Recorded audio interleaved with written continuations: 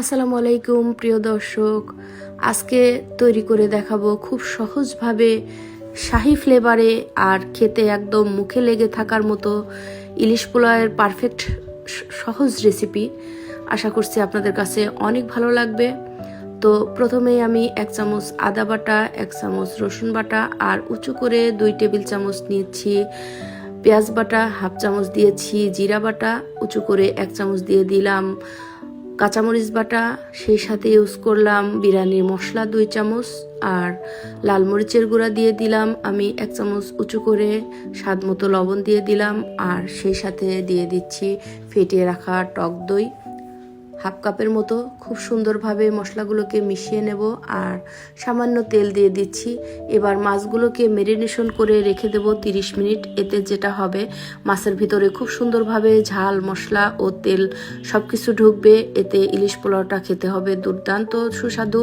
আপনারা চেষ্টা করবেন অন্তত 30 মিনিট মাছটা ম্যারিনেশন করে রেখে দিতে। হাতে সময় না থাকলে 15 থেকে 20 মিনিট রাখলেও হবে। এবার পরিমাণ মতো তেলের মধ্যে 1 চামচ ঘি দিয়ে দিলাম আর পেঁয়াজ দিয়ে দিলাম আমি 1 বাটির মতো। বেরেস্তা করে তুলে নিচ্ছি, বেরেস্তাটা পরে কাজে লাগাবো।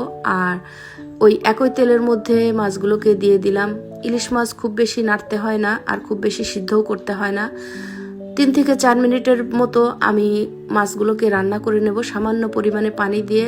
এপিট ওপিট নেড়ে নিয়ে ঝোল শুকিয়ে আসলে তুলে নিচ্ছি। আমার মাছগুলো কিন্তু একদমই আস্ত আস্ত আছে, একটুও ভেঙে যায়নি। এবার এই মশলার মধ্যে আমি গরম মশলা ইউজ করলাম হাফ চামচ মতো আর এখানে বাসমতি চাল দিয়ে দিলাম আধা কেজি মতো। খুব ভালোভাবে ঝরঝরা হয়ে আসা পর্যন্ত কষিয়ে নিতে হবে আর গরম পানি দিয়ে দিলাম পরিমাণ মতো। এবার নেড়ে চেড়ে ইউজ করছি আমি 4 থেকে 5টি কাঁচামরিচ, এতে ফ্লেভারটা খুব ভালো হবে আর খেতেও ভালো লাগবে। সেই সাথে দিয়ে দিলাম 1 গ্লাস মতো লিকুইড দুধ। আপনারা চাইলে এখানে গুঁড়া দুধও ইউজ করতে পারেন। খুব ভালোভাবে রাইসটা রান্না করে নেব প্রায় 12-13 মিনিটের মতো। এবার 1 চামচ ঘি দিয়ে নেড়ে চেড়ে দমে রেখে দেব আর ফিরে আসছি রাইসটা রান্না হয়ে আসা পর্যন্ত। রাইসটা রান্না হয়ে আসছে। এরপর চুলার আঁচ কমিয়ে দিয়ে উপর দিয়ে দিলাম কতগুলো কিশমিশ আর পেঁয়াজ বেরেস্তা। এবার মাছগুলোকে সাজিয়ে দমে রেখে দেব আমি 15 থেকে 20 মিনিটের মতো। সাথে ঘিও দিয়ে দিচ্ছি 1 চামচ।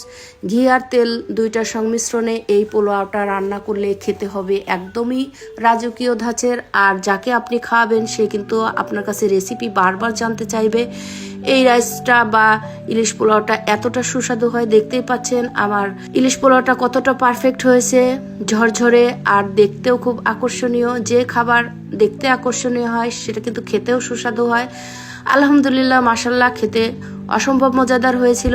আজকের এই সহজ রেসিপিটি আপনাদের কাছে আশা করছি অনেক ভালো লাগবে। আর ভালো লাগলে একটি লাইক কমেন্ট শেয়ার তো করাই যায়। আল্লাহ হাফেজ।